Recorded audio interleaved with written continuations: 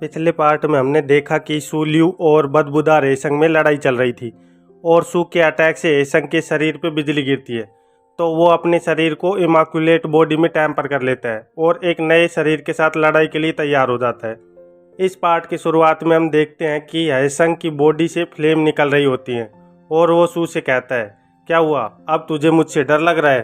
तो सू उसके कमर के नीचे की ओर इशारा करती है और जब हेसंग नीचे देखता है तो चौंक जाता है और गुस्से से कहता है, मेरी बॉडी पूरी इमाकुलेट बॉडी में क्यों नहीं बदली?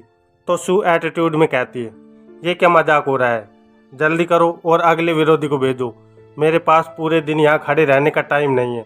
ये सब देखकर एल्डर जू पूरी तरह निराश हो जाता है, पर इंस्ट्रक्टर यू खुश होते हुए कहता है, थैंक गॉड कि ये बच्चा इस मेथड में मास्टर नहीं हुआ, नहीं तो अकेडमी के लिए प्रॉब्लम खड़ी हो जाती। तो जिंग कहता है, लगता है फिल्थी डाउ इतनी भी स्ट्रॉन्ग टेक्निक नहीं है, वैसे भी कमज़ोर लोग ऐसी पावर डिजर्व नहीं करते, और इंस्ट्रूमेंट बजाना और कीचड़ पिट में रहना दोनों सेम ही है, जिससे कुछ नहीं हासिल होता, कुछ भी हो वे कमज़ोर ही रहते हैं। तो रियो गुस्से से मिडिल फिंगर दिखाते हुए कहती है, अगर तू कुछ अच्छा नहीं बोल सकता तो चुप रहना सीख ले, नहीं तो तेरे लिए अच्छा नहीं रहेगा। तो जिंग रियो का गला पकड़ लेता है और कहता है, कितनी बदतमीज हो गई हो, एक इंस्ट्रक्टर से कैसे बात करते हैं इसका तरीका भी मुझे सिखाना पड़ेगा तुझे। और तभी चटाक से एक थप्पड़ पड़ता है जो यूई ने जिंग को मारा होता है और यूई कहती है, आज तुझे सीनियर्स की वजह से छोड़ रही हूँ, अगर तूने दोबारा ऐसी फालतू बात की या कुछ गलत किया तो फिर मैं एकेडमी के रूल्स को नहीं मानूंगी। तो इंस्ट्रक्टर यू जिंग को रोकते हुए कहता है, ये क्या कर रहे हो, इन औरतों से क्यों लड़ाई मोल ले रहे हो, इधर आओ और कंपटीशन पे ध्यान दो। देखो वो बच्चा पागल हो रहा है। और हमें हेसंग दिखाया जाता है जो इटर्नल बॉडी ना मिलने की वजह से गुस्से में अपनी एनर्जी रिलीज करता है और कहता है, नहीं ये नहीं हो सकता, मुझे इटर्नल बॉडी चाहिए, मुझे इमोर्टल बनना है। तो सू उसे रोकने की कोशिश करते हुए कहती है, रुक जाओ, अगर तुम ऐसे ही करते रहे तो अपने दिमाग से कंट्रोल खो दोगे, जो तुम्हारे लिए अच्छा नहीं रहेगा। पर हेसंग अपनी एनर्जी को लगातार बढ़ाते हुए कहता है, ये सब तेरी वजह से हुआ है, तेरी वजह से मुझे इमाकुलेट बॉडी नहीं मिली, मैं तुझे जिंदा नहीं छोड़ूंगा। और सुपर अटैक करने के लिए उछलकर आगे बढ़ता है। तो सू भी अटैक के जवाब में मूनलाइट थंडर स्लैश का यूज करती है, जिससे हेसंग हवा में उड़ जाता है और आसमान से ज़मीन पर सीधा आके गिरता है, जिसकी वजह से उसकी हालत ख़राब हो जाती है और वो किसी पिच के आम जैसा लग रहा होता है। तो हेसंग पड़े पड़े कहता है, मैं इस तरह नहीं हार सकता, हम एक बार और लड़ेंगे। तभी हेसंग के पास एल्डर जू कूद कर आते हैं और उसे देखते हैं। तो हेसंग एक और चांस मांगते हुए कहता है, मास्टर बस एक बार और मौका दे दो, मैं पक्का जीत जाऊंगा।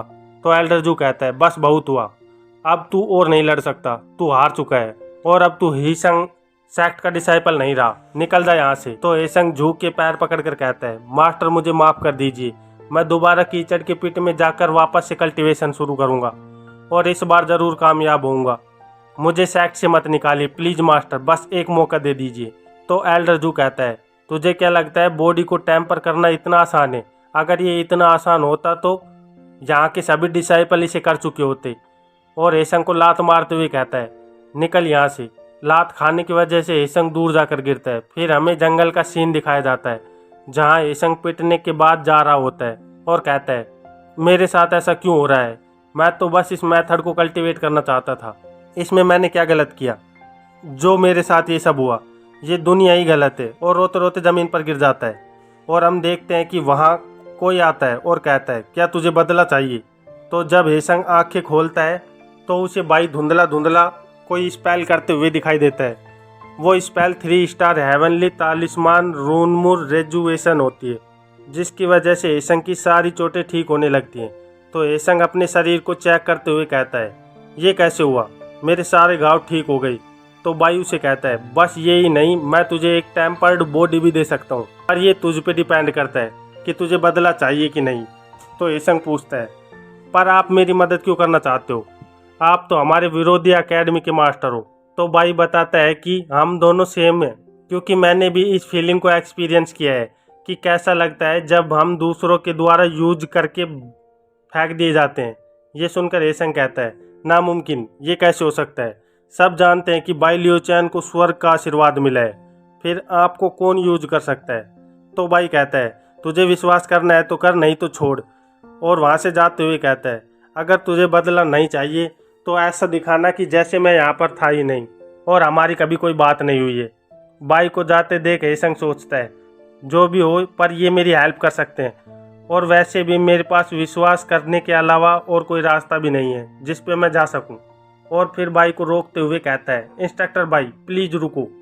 और बाई के सामने घुटनों पे आ जाता है और कहता है, मैं ली हेसंग इंस्ट्रक्टर बाई से गाइडेंस की रिक्वेस्ट करता हूँ, प्लीज मुझे बताओ कि मुझे क्या करना है।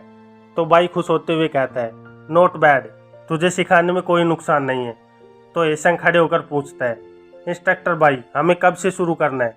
तो बाई कहता है, इतनी जल्दबाजी की ज़रूरत नहीं है, पहले एक काम करो, अपनी पैंट उतारो। ये सुनकर हेसंग घबरा जाता है और कहता है, क्या मेरी पैंट उतारूं?